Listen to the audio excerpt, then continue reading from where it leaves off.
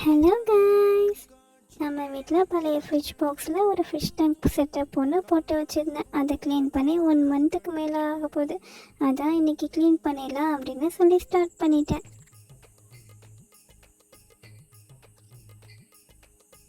இந்த அள்ளி செடி இன்னும் ஒரு முட்டு கூட வரல. எப்போ முட்டு விட்டு பூ பூக்குதுன்னு வெயிட் பண்ணி பார்க்கலாம். ஃபாக்ஸ்டைல் தேடி ரொம்ப நாளாக அலைஞ்சிக்கிட்டு இருந்தேன், ஆனால் அது எனக்கு எங்கேயுமே கிடைக்கவே இல்லை. அப்புறம் ஒரு அக்வேரியமில் ஃபாக்ஸ்டைல் இல்லை, அது மாதிரி இன்னொரு பிளான்ட்டு நல்லா ஃபாஸ்ட்டாகவும் க்ரோ ஆகும் அப்படின்னு சொல்லி கொடுத்தாங்க.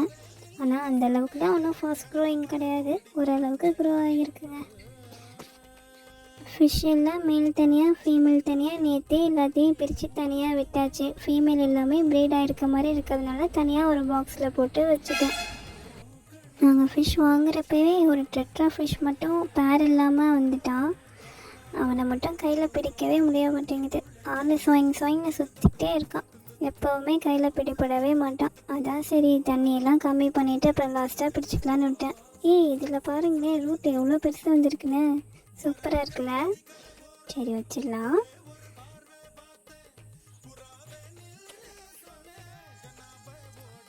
பிளான்ட்ஸ்லாம் எடுத்து வெளியில் வச்சாச்சு.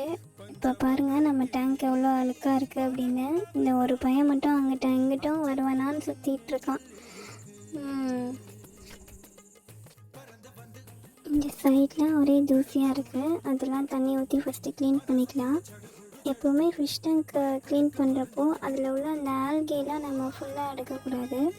ஏன்னா அது ஃபிஷ்ஷோட க்ரோயிங்க்கு அதோட கலர் என்ஹான்சிங்க்கு ரொம்ப ஹெல்ப்ஃபுல்லாக இருக்கும். ஆனால் நான் இந்த டைம் ஃபிஷ் எல்லாத்தையுமே தனியாக வெளியில் எடுத்து விட்டதுனால ஓரளவுக்கு டீப் க்ளீன் பண்ணிடலான்னு ஃபுல்லாகவே தேய்ச்சி விட்டுட்டேன். கீழே மட்டும் கொஞ்சம் தேய்க்காமல் வச்சுருக்கேன்.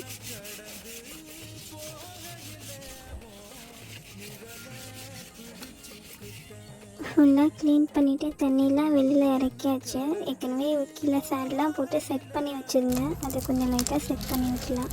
இந்த ஃபுல்லாக வந்து எங்கள் ஆத்தா வீட்லேருந்து நான் அள்ளிட்டு வந்தேன். போட் செட்டில் போட்டிருப்பாங்கள்ல அங்கே, அப்புறம் வீடு கட்டிகிட்டு இருந்தப்போ அங்கங்கே கொஞ்சம் கொஞ்சம் கலந்ததெல்லாம் எடுத்துகிட்டு வந்தேன்.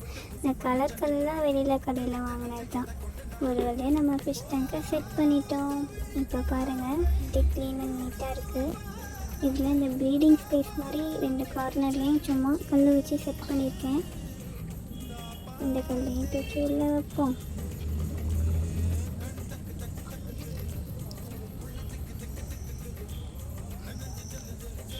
பாருங்கள், ஃபுல்லாக க்ளீன் பண்ணி பார்க்கவே சூப்பராக இருக்குது. தண்ணி இன்றைக்கி ஒரு நைட்டு ஃபுல்லாக செட் ஆகட்டும். நாளைக்கு ஃபிஷ் எல்லாம் எடுத்து விட்டுடலாம். Okay, bye bye.